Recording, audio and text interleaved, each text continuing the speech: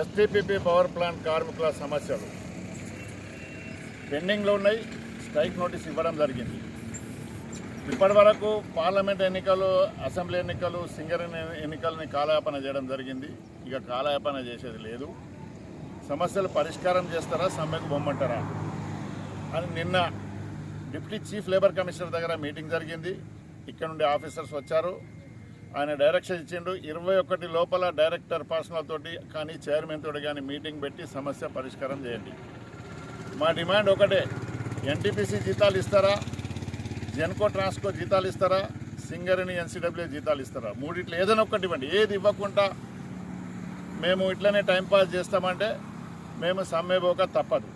కార్మికులకు కూడా నేను అప్పీల్ చేస్తున్నా, యాజమాన్యానికి చెప్తున్నాం, 21 లోపల మీరు సమస్య పరిష్కారం చేయండి. చేయకపోతే మాత్రం 21 తర్వాత మేము సమ్మెకు పోక తప్పదు. కార్మిక మిత్రులకు కూడా ఈ ఎస్టీపీపీ ప్లాంట్ ముందు సమ్మెకు పోయే ముందు 21 తారీఖు కంటే ముందు ఒకరోజు స్ట్రైక్ బ్యాలెట్ పెడతాం. గేట్ల ముందర స్ట్రైక్ బ్యాలెట్ పెడతాం. సమస్యల సాధన కోసం సమ్మె చేయాలని, యాజమాన్యం వినకపోతే సమ్మె చేయాలని ఎంతమంది స్ట్రైక్కు అనుకూలంగా ఉంటారో వ్యతిరేకంగా ఉంటారో తేలిపోతున్నారు.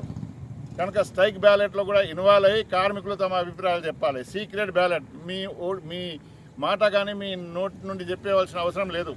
సీక్రెట్ బ్యాలెట్లో సమ్మె చేయాలన్నా వద్దు అని ఒకటి ఉంటుంది, చెయ్యాలని ఒకటి ఉంటుంది. ఓట్లు అన్నారు స్టాంప్ వేసి సమ్మె చేయాలంటేనే ఎంతమంది చేస్తారో 75%కి అబౌవ్ సమ్మె చేయాలంటే సమ్మె చేయిస్తాం, సమస్య పరిష్కారం చేస్తాం. సింగరేణి మేనేజ్మెంట్ కూడా ఒక హెచ్చరిక లాగా అది ఉంటుంది. కనుక ఎస్టీపీపీ కార్మిక మిత్రులారా, క్యాంటీన్ కూడా మొన్న బంద్ అయింది. ఎవరు వచ్చి అల్లరి చేస్తే మంచి క్యాంటీన్ స్టార్ట్ అవుతుంది. స్టార్ట్ చేయించే ప్రయత్నం మేము చేస్తున్నాం. 100% క్యాంటీన్ స్టార్ట్ అవుతుంది. అలవెన్స్లు ప్రధానమైన సమస్య. అలవెన్స్లు కూడా ఇప్పించే ప్రయత్నం చేస్తున్నాం. యాజమాన్యం 21 లోపల ఏకపోతే మాత్రం సమ్మె కూడా మీరు సిద్ధంగా ఉండాలని హెచ్చరిక పరంగా మిమ్మల్ని పిలిపిస్తున్నాం.